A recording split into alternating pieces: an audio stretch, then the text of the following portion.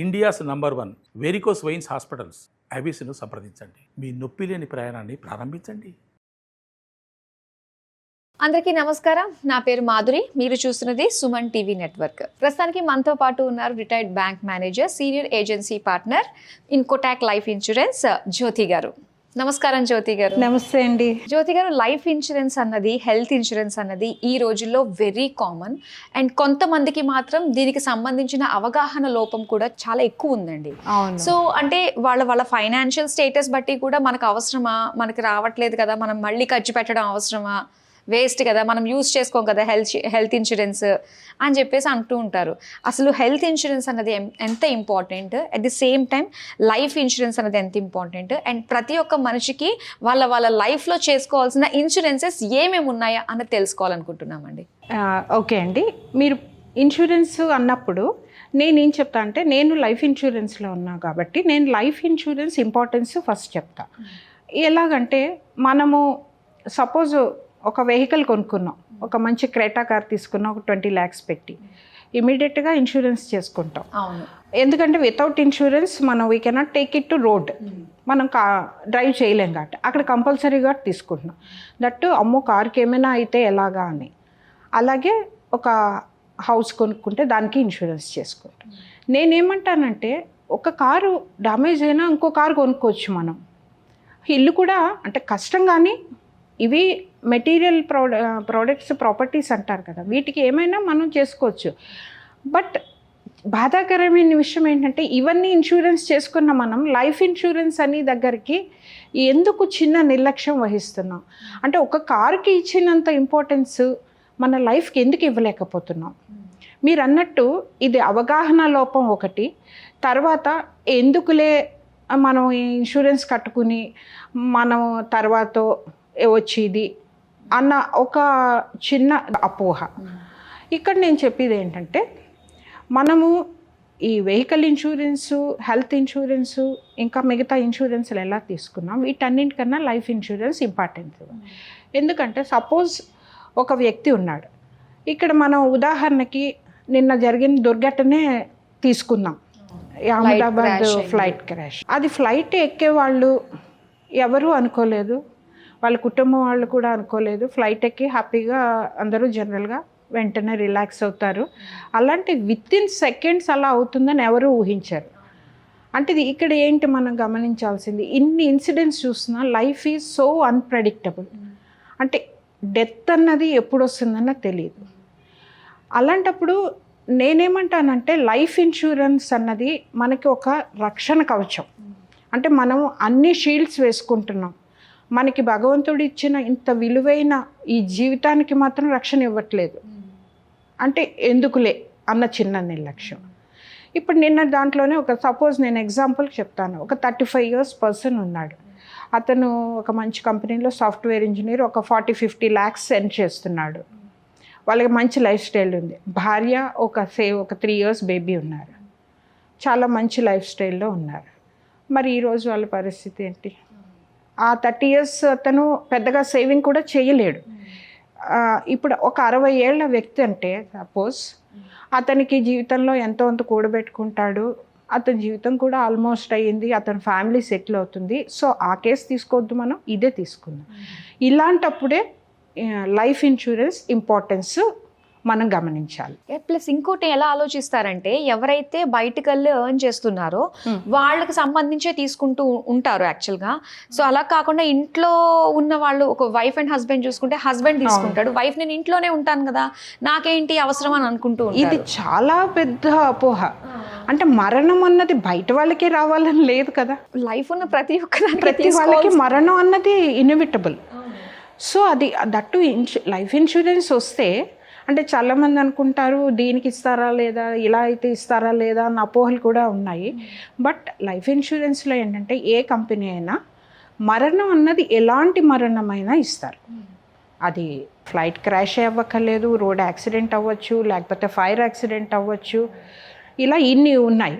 So మీరు అన్నదానికి ఏంటంటే, ఇంట్లో ఉన్న వాళ్ళు ప్రతి వాళ్ళు తీసుకుంటే మంచిది.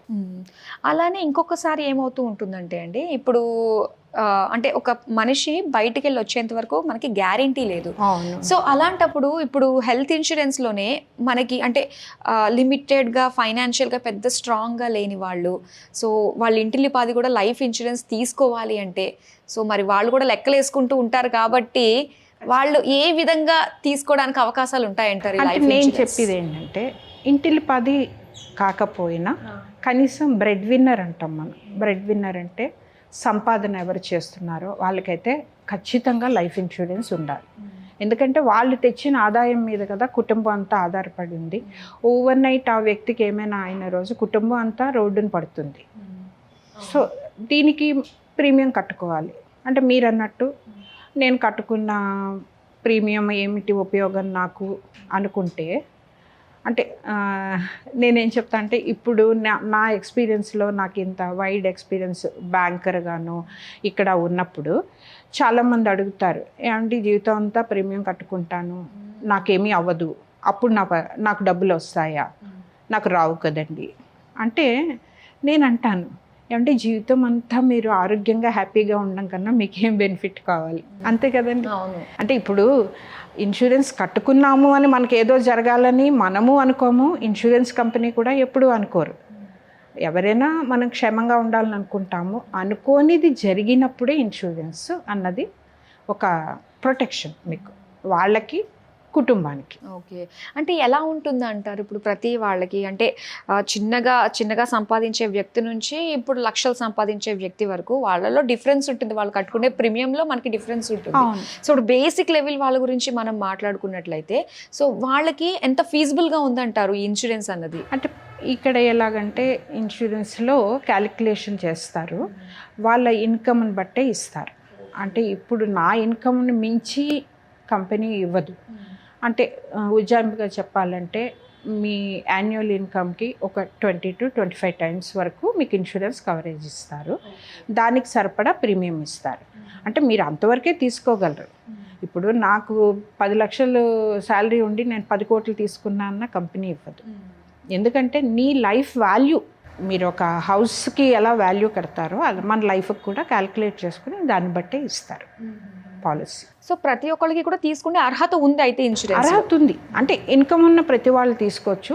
మీరు అన్నట్టు ఇన్కమ్ లేని వాళ్ళకు అంటే వాళ్ళ హస్బెండ్ కానీ ఫాదర్ ఇన్కమ్ని బట్టి కూడా ఇస్తారు. ఓ, ఫాదర్ ఇన్కమ్ బట్టి కూడా పిల్లలకి అంటే అవి డిఫరెంట్. అవి ఎలా అంటారంటే ఇన్వెస్ట్మెంట్ కమ్ ఇన్సూరెన్స్ స్కీమ్స్ అని. అంటే ఒక్క సైడ్ నుంచి ఇన్వెస్ట్మెంట్ అవుతూ ఉంటుంది వాళ్ళకి, లాంగ్ టర్మ్ ఇన్వెస్ట్మెంట్. వాళ్ళు ఆ ప్రాసెస్ ఆఫ్ ఇన్వెస్ట్మెంట్లో సపోజ్ ఫాదర్కి కానీ చైల్డ్కి కానీ ఏమైనా ఇన్సూరెన్స్ కవరేజ్ వస్తుంది. అంటే it's like twin benefit. Okay. అంటే ఇప్పుడు మీకు ఎలా చెప్పాలంటే, ఓల్డెన్ డేస్లో ఇన్సూరెన్స్ అంటే దాన్ని ఓన్లీ ట్రెడిషనల్ ఇన్సూరెన్స్ అంటారు. అంటే మీరు అన్నారు చూసారా, లైఫ్ లాంగ్ ప్రీమియం కట్టుకుని ఏమైనా అయితే అమౌంట్ వస్తుంది, ఏమీ అవ్వకపోతే ప్రీమియం రాదు అన్నట్టు ఉండేవి. ఇప్పుడు ఏంటంటే ఇన్సూరెన్స్ కంపెనీస్ మిగతా విషయాల్లోలాగే చాలా ఇన్నోవేటివ్ స్కీమ్స్ తీసుకొచ్చారు.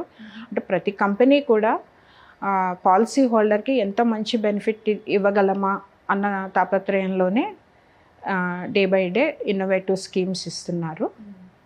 అంటే ఇది ఓన్లీ థింగ్ ఏంటంటే one should try to understand.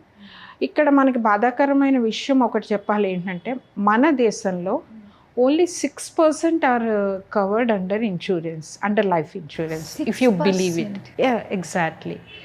అంటే ఏంటి, మిగతా వాళ్ళందరూ they are missing the benefit. అంతే కదా. ఇప్పుడు మీరు ఎగ్జాంపుల్ తీసుకోండి, వెస్ట్రన్ కంట్రీస్ ఉన్నారు, అక్కడ without insurance they don't even step out of house. Okay, మీకు తెలుసు కదా, వాళ్ళు ప్రతిదానికి ఇన్సూరెన్స్ తీసుకుంటారు. అందుకే వాళ్ళు అంత నిశ్చింతగా ఆరాంగా జీవితం గడుపుతారు. మనకేంటంటే మనం బాగుండాలి, మన ఆరోగ్యం బాగుండాలి, మన పిల్లలు బాగుండాలని పూజలు చేసుకుంటాము, దేవుడికి దండం పెట్టుకుంటాం, కానీ ఏమైనా అయితే ఏంటి అన్న ఆలోచన ఉండదు. అదే నేను ఎప్పుడు ఏం చెప్తా అంటే, ఇప్పుడు నేను ఈ ప్రొఫెషన్ ఎంచుకున్నది కూడా అందుకే. నేను బ్యాంకర్గా సేవింగ్ గురించి అందరికీ ఎడ్యుకేట్ చేశాను. ఇప్పుడు ఏంటంటే వితౌట్ వైడ్ ఎక్స్పీరియన్స్ అండ్ ఇప్పుడు ఏంటి ఇన్సూరెన్స్ అన్నది నేను భావిస్తుంది అంటే ఇది ఒక నోబుల్ ప్రొఫెషన్. అంటే ఒక వ్యక్తికి, ఒక ఫ్యామిలీకి మనం ప్రొటెక్షన్ ఇస్తున్నాం ఫైనాన్షియల్గా.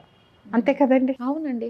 సో ఇందులో నేను అదే చెప్తాను, తెలుసుకోవాలి. మనం ఎన్నో విషయాల్లో డెవలప్ అవుతున్నాం. ఇప్పుడు మనమేమి తక్కువ కాదు, అన్ని కంట్రీస్తో సమానంగా వెళ్తున్నాము. ఈ విషయంలో మాత్రం చాలా వెనకబడి ఉన్నాము. అసలు 6% అంటేనే ఎంత అనేవేర్గా ఉన్నాము. అంటే మనది ఏంటంటే గాడ్ బిలీవింగ్ కల్చరు. ఆ తర్వాత ఏమైతే నాకెందుకులే అంటే నేనేం చెప్తానంటే, నా వీక్షకులకు కూడా చెప్తాను, నా సలహా ఏంటంటే, మీరు మీ కుటుంబాన్ని ఎంత ఎక్కువగా ప్రేమిస్తే అంతగా ఆలోచించాలి లైఫ్ ఇన్సూరెన్స్ గురించి. అంటే మీరు ఎంతకని కూడబెట్టగలరు? నేను ఇందాక చెప్పినట్టు ఇప్పుడు జీవితం అంతా ఉంటే కూడబెడతాము, బట్ 30 ఏళ్ళ వ్యక్తికి అనుకోకుండా ఏమైనా జరిగితే అతని ఫ్యామిలీకి కష్టం కదా. సో మీకు నిజంగా ఫ్యామిలీ మీద ప్రేమ, మన వాళ్ళు అన్న ప్రేమ ఉన్న వాళ్ళందరూ లైఫ్ ఇన్సూరెన్స్ గురించి ఆలోచించాలని నేను నిజంగానే. Life is unpredictable. సో అది రీసెంట్గా ఇంకొకసారి మనకు నిరూపించింది. సంతోషంగా కొత్త లైఫ్ స్టార్ట్ చేద్దాం అనుకుని వెళ్ళిన వాళ్ళు అర్ధాంతరంగానే గాల్లోనే వాళ్ళు. మొన్న పెహల్గామ్ ఇన్సిడెంట్, అవును, అది ఎవరు అనుకోలేదు అసలు, కళ్ళ ముందే పోయారు కదా. అదే అది కాశ్మీర్ అంటే ఒక భూతల స్వర్గం అంటారు, వాళ్ళ ఇదేమైంది. తర్వాత ఇప్పుడు ఇదే తీసుకోండి, ఫ్లైట్ క్రాష్ అంటే పోనీ అదేదో టెక్నికల్ ఎర్రర్ వచ్చిందో ఏదో ఫర్ సమ్ రీజన్ వాళ్ళు ఫేస్ చేశారు. వాట్ అబౌట్ వాళ్ళ మెడికల్ స్టూడెంట్స్ ఏం పాపం చేశారు అసలు? అది ఎంత బాధాకరంగా ఉంది అంటే దీన్ని బట్టినా అర్థం చేసుకోవాలి కదా. అంటే ఎవరు ఊహించి ఉండరు కదా, వాళ్ళు హాయిగా మెస్లో భోంచేస్తుంటే వాళ్ళకి అలా వరిస్తుంది మృత్యువు అని. సో అలాగే మేము ఇన్సూరెన్స్ కంపెనీలో అందరికీ ఏం చెప్తామంటే, యాక్చువల్గా ఈ కరోనా తర్వాత కొంచెం అవేర్నెస్ వచ్చింది. మీరు కరోనా తీసుకోండి, మాకేం పర్వాలేదు మేము చాలా ఆరోగ్యంగా ఉన్నాము అనుకున్న వాళ్ళనే ఫస్ట్ కాటేసింది కరోనా. నేను మీకు ఒక ఎగ్జాంపుల్ కూడా చెప్తాను, నేనే అది ప్రాసెస్ చేశాను. ఒక army officer, retired ex army officer, somewhere 40-45 years, ఆయన 1 crore పాలసీ తీసుకున్నారు. ఇయర్లీ ప్రీమియం అనమాట, మంది ఒక్క ప్రీమియం కట్టారు 26,000. ఆయన 4 monthsలో ఈ కరోనాతో చనిపోయారు. సో ఆయనకి కంపెనీ 1 crore 5 lakhs ఇచ్చింది. ఓకే, 1 ప్రీమియం కట్టినా కూడా మనకి మొదటి రోజు నుంచి వస్తుంది, అంటే పాలసీ ఇష్యూ అయిన రోజు నుంచి. ఈవెన్ మీకు పాలసీ డాక్యుమెంట్ మీ చేతిలో లేకపోయినా కంపెనీలో ఇష్యూ అయిన రోజు నుంచి వర్తిస్తుంది. అంటే మీకు మళ్ళీ అదే చెప్తున్నా, అది ఒక ఇనప కవచం లాంటిది మనకి. అయితే జ్యోతి గారు, ఇప్పుడు ప్రీమియం ఎంత కట్టాలి, ఎప్పుడు కట్టాలి, ఎప్పటి నుంచి మనకి ఇది అప్లికబుల్ అవుతుంది, ఇలాంటి విషయాలన్నీ తెలుసుకోవాలండి. మొదటిగా నేను చెప్పేది ఏంటంటే, ఇన్సూరెన్స్ అంటే ఎక్కువ కట్టుకోలేము, అది మనకి తిరిగి రాదు, వృధా అయిన ఎక్స్పెండిచరు అన్న అపోహలు చాలా ఉంటాయి. సో దానికి నేను ఏం చెప్తానంటే, ఎక్స్పెండిచర్ వచ్చి ఇప్పుడు లైఫ్ స్టైల్లో ఎవరు ఎక్స్పెండిచర్ మైండ్ చేయట్లేదు. అవును, మనం వీకెండ్ రెస్టారెంట్స్కి వెళ్తాం, మూవీస్కి వెళ్తాం, షాపింగ్స్కి వెళ్తాం, ఎంత స్పెండ్ చేస్తాము. ఈ ఇన్సూరెన్స్ వచ్చి మీకు ఎగ్జాంపుల్ చెప్తాను, ఒక 30 years అతనికి ఒక 1 crore పాలసీ ఇచ్చామనుకోండి లైఫ్ ఇన్సూరెన్స్లో, అంటే దీని టర్మ్ పాలసీ అంటారు. ఓకే, అప్పుడు అతనికి జనరల్గా ఇప్పుడు లైఫ్ లాంగ్ ప్రీమియం కట్టుకోవాలంటే అరౌండ్ 15,000 to 20,000 పడుతుంది. అంటే అతను 30 years నుంచి ఒక 50 years వరకు 60 years వరకు కట్టుకుంటాడు. అతనికి 85 years వరకు ఇన్సూరెన్స్ కవరేజ్ ఉంటుంది. అంటే కవరేజ్ అంటే అతనికి 85 ఏళ్ళు వచ్చే వరకు డెత్ ఎప్పుడు వచ్చినా 1 crore ఇస్తారు. అంటే అది ఎలాంటి డెత్ అన్నా, ఎలాంటి డెత్ అయినా, అసలు ఇంకా ఏ డెత్ అని కాదు, డెత్ అంతే. అది మీరు ఎప్పటి నుంచి అంటే ఇందాక చెప్పినట్టు మొదటి రోజు నుంచి, ఇందాక చెప్పాను కదా ఒక్క ప్రీమియంతో ఇచ్చారని. ఇప్పుడు జనరల్గా ఏమనుకుంటారు, లైఫ్ లాంగ్ ఇన్సూరెన్స్ ప్రీమియం కట్టాలి. దీనికి ఏంటంటే నేను చెప్పాను కదా, రోజు రోజుకి ఇన్నోవేటివ్ ఇనిషియేటివ్స్తో వస్తున్నారు కంపెనీస్ అని. మా కంపెనీ లేటెస్ట్గా ఇంట్రడ్యూస్ చేసింది ఏంటంటే, ఒక 10 years ప్రీమియం అంటే కొంచెం ఎక్కువ పడుతుంది. అక్కడ 15,000 కట్టుకునే చోట సపోజ్ ఇక్కడ 25,000 to 30,000. అంటే నేను అప్రాక్సిమేట్ ఎందుకు చెప్తున్నా అంటే, మీకు ఏజ్ని బట్టి ఉంటుంది. అంటే ఏజ్ని బట్టి ఇంకా పెరుగుతూ ఉంటుందంటారా? తక్కువ ఏజ్లో తక్కువ పడుతుంది, తక్కువ ఏజ్లో తక్కువ పడుతుంది. ఓకే, అది ఎక్కడైనా మీకు హెల్త్ ఇన్సూరెన్స్ కూడా అలాగే ఉంటుంది. సో ఇప్పుడు అతను నాకు లైఫ్ లాంగ్ వద్దు అంటే ప్రతి ఏడాది ప్రీమియం కట్టుకోవడం అదొక హ్యాజిల్లా అనిపిస్తుంది అని అతను చూజ్ చేసుకుంటే, ఒక 10 years మాత్రం ప్రీమియం కట్టుకుని, అంటే కొంచెం ఎక్కువ పడుతుంది. మరి మీరు 20 years 25 years కట్టుకునే బదులు 10 years కట్టుకుంటారు. సో అదే రేంజ్లో అతను ఒక 25,000 to 30,000 10 years కట్టుకుని అతను హ్యాపీగా మర్చిపోవచ్చు ఓకే. ఇయర్లీ. మర్చిపోతే అతనికి 1 crore కవరేజ్ ఉంటుంది, 85 years వరకు ఉంటుంది. ఈ 10 ఏళ్లకి ప్రీమియం కట్టడం అన్నది ఒక ఆప్షన్ అయితే, ఒక ఇనిషియేటివ్ అంటారు, అంటే ఒక గొప్ప అవకాశం అయితే, ఇంకా ఇందులో బ్యూటీ ఏంటంటే సపోజ్ అతనికి 60 ఏళ్ళు వచ్చాయి. 60 ఏళ్ళు వచ్చాక అతను హ్యాపీగా by luck or by virtue అతను కష్టపడి ఒక 5 కోట్లు 6 కోట్లు సంపాదించేసుకున్నాడు. అతను నాకు చాలు, ఇంక 1 crore రాకపోయినా నాకు నా ఫ్యామిలీకి 5 కోట్లు నేను సేవ్ చేశాను అనుకుంటే he can quit the insurance policy. చేస్తే ఇతను కట్టిన ప్రీమియం రిటర్న్ ఇస్తారు. ఇది ఇంతవరకు ఎక్కడా లేదు. మా కంపెనీలో లాస్ట్ ఇయర్ నుంచి ఇంట్రడ్యూస్ చేశారు. అంటే మేము లైఫ్ లాంగ్ కట్టుకోవాలా అని వాళ్ళకి ఇది ఒక బ్యూటీ అనమాట. 10 years కట్టుకుని మర్చిపోవచ్చు. అది కూడా నీకు 85 ఏళ్ళు కావాలి అంటే ఉంచుకోవచ్చు. అలా కాకుండా 60 ఏళ్ళు అయ్యాక నాకు ఇంక ఇన్సూరెన్సే అవసరం లేదు, I'm happy with my savings అనుకుంటే హీ కెన్ కమ్అవుట్. అంటే అక్కడి నుంచి అతనికి ఇన్సూరెన్స్ కవరేజ్ ఉండదు,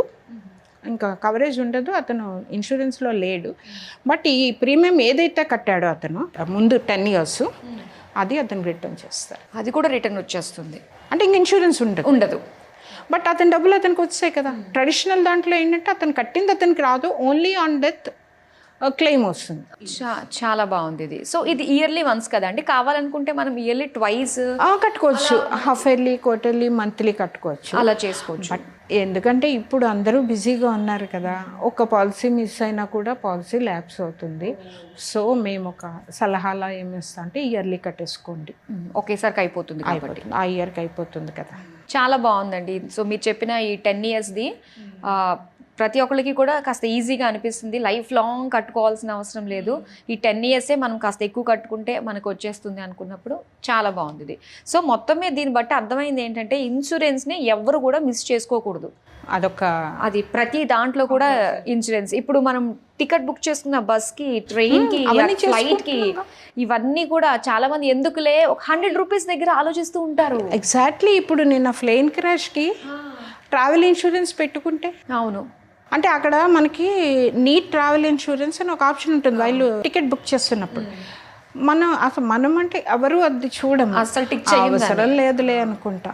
అంటే ఇదే వస్తుందండి, అవసరం లేదులే అని మనం ఎలా డిసైడ్ చేసుకుంటాం. నేను ఫైనల్గా చెప్పేది ఏంటంటే ఇన్సూరెన్స్, ఎస్పెషల్లీ లైఫ్ ఇన్సూరెన్స్ అన్నది ఒక గ్రేట్ డెసిషన్.